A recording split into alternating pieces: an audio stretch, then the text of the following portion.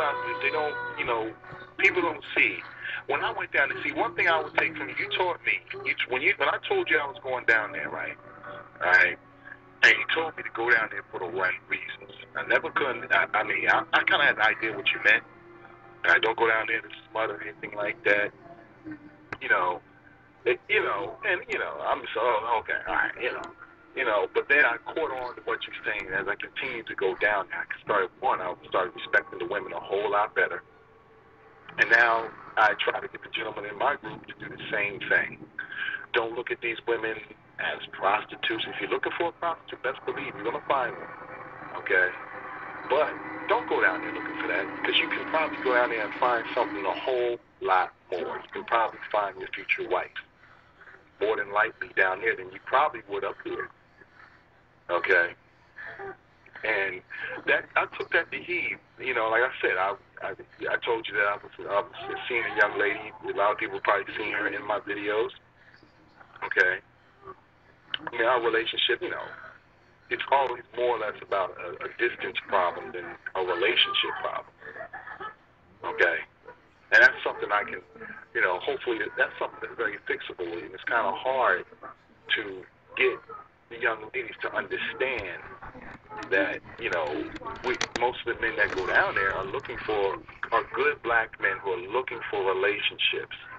All right? Not smut partners. All right? And also, why? Okay, you can fix the problem here in the U.S. We wouldn't have to travel that far, Yep. So that's like, one thing definitely going on. But Al, listen, we got some callers that probably want to talk to you here real quick. Hold on one second, B. We got a caller online here. Yeah, we have a few callers actually, Charles. For people that want to get in on the conversation tonight with Charles Saller and our very special guest, the producer of the classic film documentary Al Greeze, Frustrated, give us a call at 347-855-8802. That's 347-855-8802. And then press 1, and that'll let us know that you want to talk to these gentlemen. They're taking a caller right now from the 708. You're on in. Hey, how you doing, guys? This is Dennis from Chicago. Hey, Dennis. Welcome. Hey, what's up, Dennis? Hey, how you doing? What's going on, Al Greasy? Yeah, good, man. Yeah, man, that documentary, man, it really, what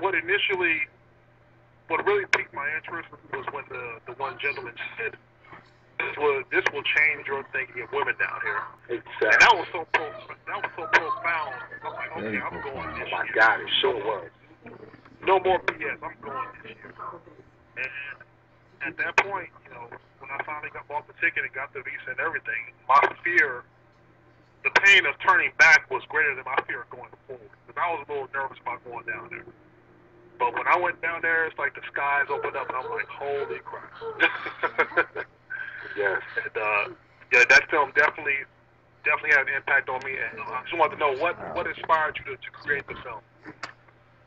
I was at a barbecue in Maryland, at my cousin's house in Maryland, and a gentleman there was Portuguese, Larry David. He's a part of the group. He's in a documentary as well. And I looked over to him and I said, "Are you Brazilian?" He said, No, I'm planning a trip to go to Brazil, and I just wanted to make sure I had a grasp of the language first so I could be able to maneuver around. Make sure I had the language so I could maneuver around. I said, "Okay." He said, "You been there?" I said, "Oh man, I go all the time." And he asked me about the articles. What do you think about the articles? I said, "Oh man, that's garbage, man. That's garbage. Don't pay attention to the articles. You got to go for yourself, man. See how it is." And he was like, "Because it took me a filmmaker." I said, "Yeah." He said, "Well, you need to make a film. You need to do something." I said, "Oh, you got to go. People, nah, can't. Well, you got to do something. You got to do something." Film. And we sat down and talked. I said, "Man, let me go ahead, man." Because I had some connections there. I knew John Thompson there. I knew John Johnson. I made some friends when I was out there. So I decided, go ahead and do it. And I did it, not looking to recoup anything financially from it. I did it for y'all. I did it. I said, "Man, let me make this, put it out there, and let the brothers know what's going on out there." Absolutely. Well, yeah. I'm glad you did it, brother. I'm glad you did it. I'm glad it turned out to be really successful. Thank you. I appreciate it, man. All right. Thanks, Dennis. Yeah, like I said, it changed a lot of brothers' lives. Changed Dennis' life. He found his girlfriend down there, and Well, that's a little strange part for me when I hear people. I'm a humble guy, man. I'm a humble guy. I stay to myself. I'm a no nonsense guy. I don't deal with no nonsense, man, and that's why I struggle with relationships here in the States. I'm just no nonsense. And so am I. So when I hear brothers come back like Dennis and the other brothers on the page, man, and shout out to Roderick Young too, man. He's been hitting me up, man, and posting some nice messages. Yeah, he's a good brother too, man. And mad shouts out to Roderick, man. He helped me out big time setting up that beach party. Yes. Mad set. Yeah, he helped a lot of brothers get down there. Yeah, I gotta get him on Facebook, man. Find out what he has, man. We gotta link up. That's a cool brother right there. I love to meet that brother. Cool brother. Yes, he is. We got another caller, V. We do. We're going to go to the 302. You're on air. Delaware. Yeah. It's Jamil Xavier, man, from the group, man, calling in, saying what's good with y'all brothers. What's going on? Hey, what's up, Xavier, brother? Yeah, man, I just wanted to reach out to Brother Al Greeze and just see how did you get into filmmaking, how did you fund the film, and do you have any new installments coming out beyond? I know you have a number 2 coming out, but do you have any installments coming beyond that? Oh, man, how did filmmaking? You know what, man, I was working out in Alaska for a financial company, and I ran across a client. She told me she was reading scripts for TriStar Pictures. I said, what? Yeah, you read for TriStar? She was like, yeah. I said, man, I was always interested in writing some scripts. And she said, come by my house. Come by the house. I'll show you how you put it together. So I went to her house. She showed me how to put it together. So I wrote a script. I wrote a screenplay, and she hooked me up with the connections. I can get through, went over through Hollywood, the Hollywood Creative Directory, and helped me make some calls and stuff. There's a couple people interested. So I left to California. Nothing came of the script. When I came back, I was like, man, I need to know how to make it. To work with that.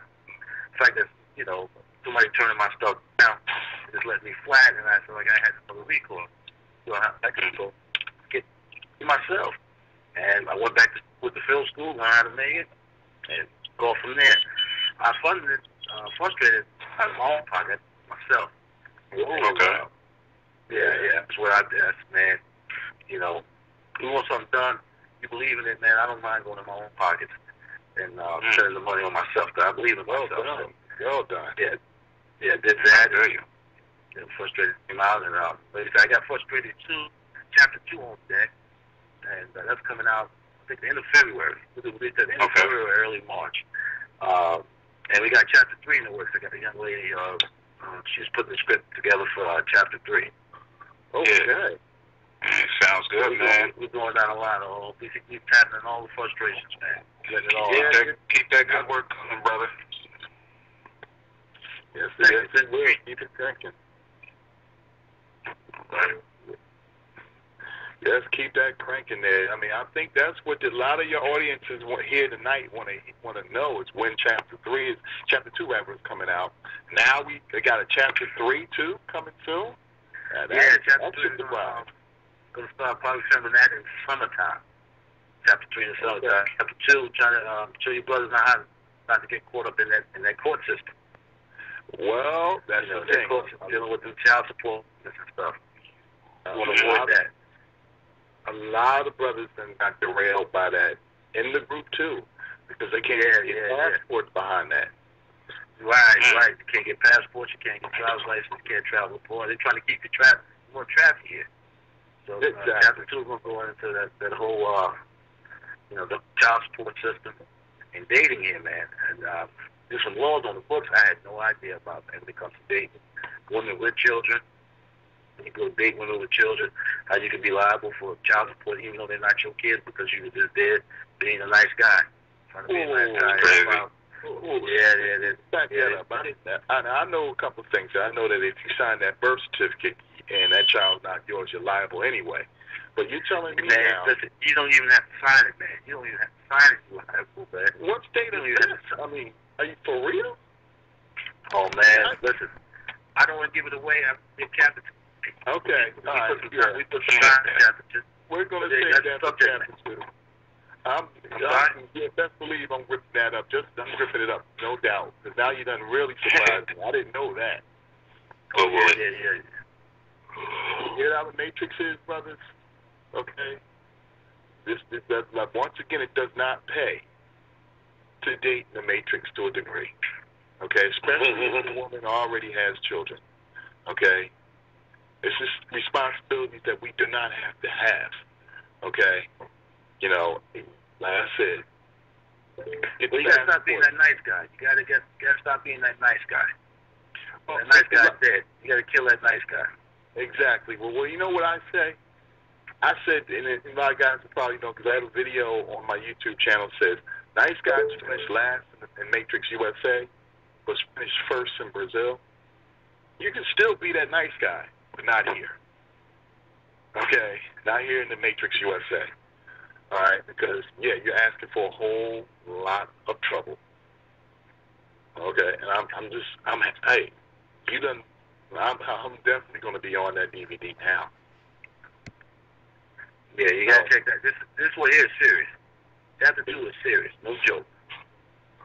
Well, we're going to definitely be like I said, as soon as we know when it's out, release date, it's going to be promoted, no doubt. Okay? Oh, yeah, I'm going to post that on the page. Yes, because we got about over 5,500 members that are definitely waiting for that. Okay? You know, you got about 5,500 members on there? Come again? About 500 members on there? 5,500 members now. Oh, man, it was the work. Yeah, well, like I said, it's a collaboration of everything that you started. Okay, you know, you, Mr. John Thompson, Johnny Johnson, all of y'all, just basically getting this thing going here. You know, and you know, like I said, I always want to put it out there to Johnny Johnson, if he's out there listening, just so he knows it was his terminology that I borrowed. I asked him for it, okay? Before I started using the term matrix, I asked him because he was the one that made that slang, okay? And that terminology right there. And I just let people know it wasn't mine. It was Johnny Johnson who started that. Okay, I just took and ran with it. That's all, you know. And all. John Johnson.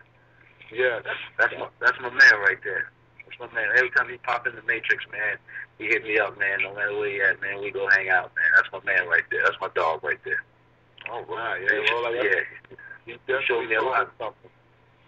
He showed me a lot, man, when I was out in Brazil. How to maneuver through, man. Helped me with the language. He's fluent in Portuguese. You know, that's what I'm working on now. My goal for 2015 is to at least have the basics of Portuguese down. I'm very disappointed with myself because I've been there so many times. You know, that was my girl's way of keeping me away from other women by mainly, you know, look, I'm the only English-speaking Brazilian that you need to know, okay?